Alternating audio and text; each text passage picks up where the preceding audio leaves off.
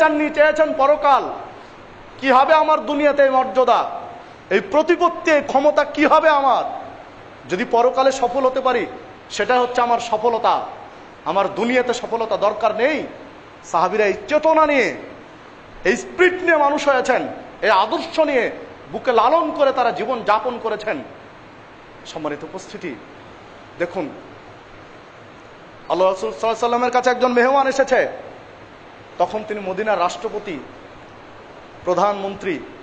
কথা বলছেন সাহাবীদের কাছে, রাত্রের এশার আগে অথবা পরের ঘটনা হবে।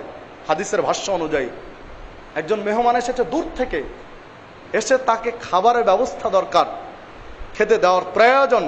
মেহমান যেহেতু দীর্ঘ সফর করে এসেছেন, আল্লাহ রাসূল বাড়ির ভিতরে চলে গেলেন। স্ত্রীদের কাছে খোঁজ নিলেন, একাধিক স্ত্রী রাসূলের বাড়িতে খোঁজ নিলেন যে তোমাদের কারো ঘরে কোনো খাবার রয়েছে একজন মেহমানকে আপ্যায়ন করার মতো। সবার কাছে খোঁজ নিলেন, কারো ঘরে উপস্থিত একজন মেহমান আপ্যায়ন করবেন এই খাবার নেই। আল্লাহ রাসূল ফিরে আসলেন, ফিরে এসে সাহাবীদেরকে বলছেন যে তোমাদের কেউ আছো যে আমার এই মেহমানটা নিয়ে গিয়ে আপ্যায়ন করতে পারবে? কেউ আছো এখানে যে আমার এই মেহমান নিয়ে আপ্যায়ন করবে? তখন একজন সাহাবী দাঁড়িয়ে গেলেন, আল্লাহ রাসূল দেন, আমি নিয়ে যাব। নিয়ে চলে গেলেন। স্ত্রীর কাছে খোঁজ নিলেন যে আমি রাসূলের একজন মেহমান নিয়ে এসেছি, পারবে কেউ খাবার পরিবেশন করতে? তো উনি বলছেন যে অল্প কয়েকটা খেজুর রয়েছে একটা পিয়ালাতে।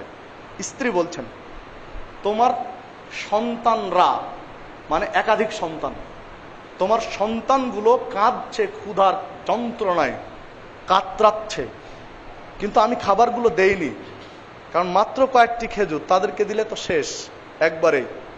আমি অপেক্ষায় ছিলাম যে তুমি কখন আসবে আল্লাহ রাসূলের দরবার থেকে, আসলে সবাই একসাথে বসে অল্প অল্প করে খেয়ে আমরা পানি খেয়ে রাত্রে ঘুমাবো, এই জন্য এগুলো রেখে দিয়েছি, তাদেরকে দেইনি। তখন উনি বলছেন উম্মু সালমাকে, যে স্ত্রীকে বলছেন, উম্মু সালমা তুমি তো মা, সন্তানের প্রতি হৃদয়ে ভালোবাসা আল্লাহ দিয়েছেন যা বাবার নেই।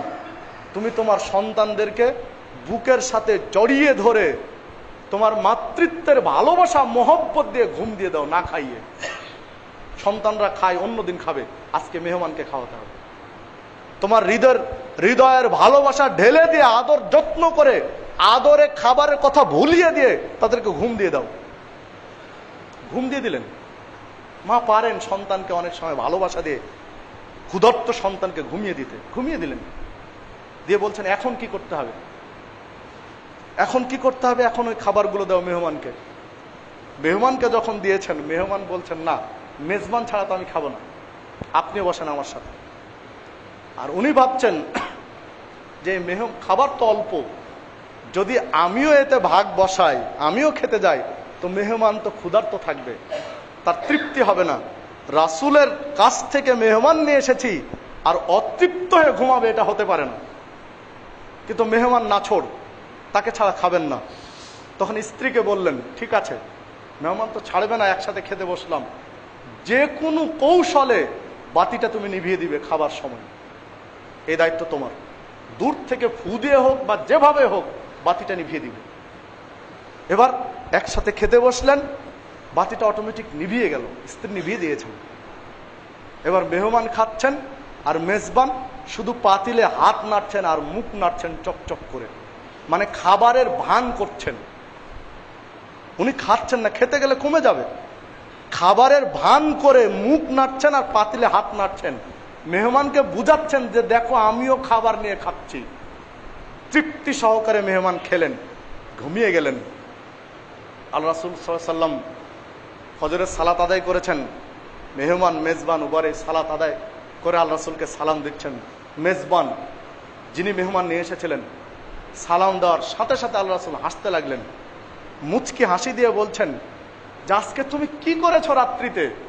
আল্লাহ রাসূল কিন্তু জানেন না, শোনেননি কিছুই, তাকে জানানো হয়েছে যে তোমাদের আজকে স্বামী স্ত্রীর দৃশ্য দেখে, তোমাদের ত্যাগ দেখে স্বয়ং আল্লাহ রাব্বুল আলামিন আরশে আজিম থেকে হাসছিলেন আর ফেরেশতাদেরকে দেখাচ্ছিলেন যে ফেরেশতা তোমরা মানুষ সৃষ্টি করতে নিষেধ করেছিলে, যখন আদম সৃষ্টি করতে চাইলাম তোমরা বলছিলে আদম শুধু ফিতনা ফাসাদ করবে, মারামারি করবে, হাঙ্গামা করবে।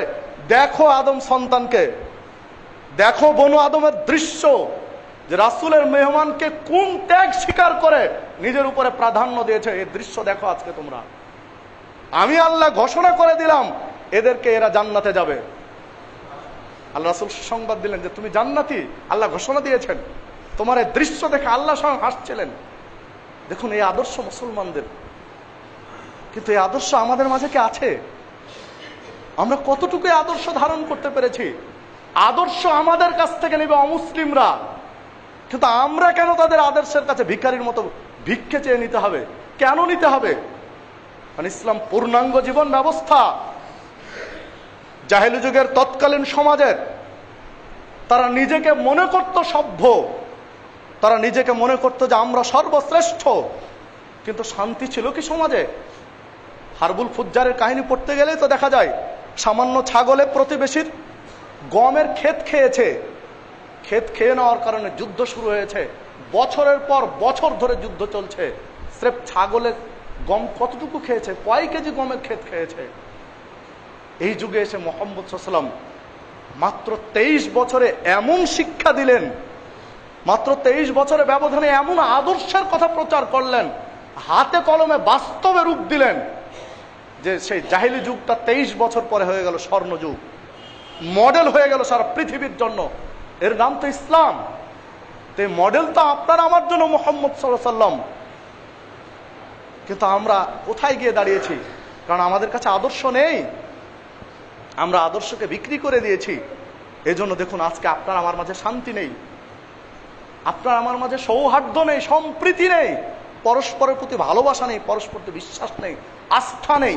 কেন নেই? কারণ আপনি আমি অনেক দূরে সরে এসেছি, আদর্শচ্যুত হয়ে গেছি। এখন আপনাকে আমাকে আবার আদর্শ পুনরুদ্ধার করতে হবে যদি সমাজে শান্তি শৃঙ্খলা পেতে চাই, সমাজে শান্তি স্থিতিশীলতা আনতে চাই। অবশ্যই আপনি আমাকে মুহাম্মদ সাল্লাল্লাহু আলাইহি ওয়াসাল্লামের আদর্শের কাছে মাথা নত করতে হবে। কারণ মুসা আলাইহিস সালাম আবার জীবিত হলে রাসূলের আদর্শের কাছে মাথা নত করবেন, আল্লাহ রাসূল ঘোষণা দিয়েছেন। তাহলে আপনি আমি কার আদর্শের কাছে দেখছি? কোন আদর্শ আপনাকে আমাকে শান্তি দিতে পারে? মুহাম্মদ সাল্লাল্লাহু আলাইহি ওয়াসাল্লামের আদর্শই দিতে পারে।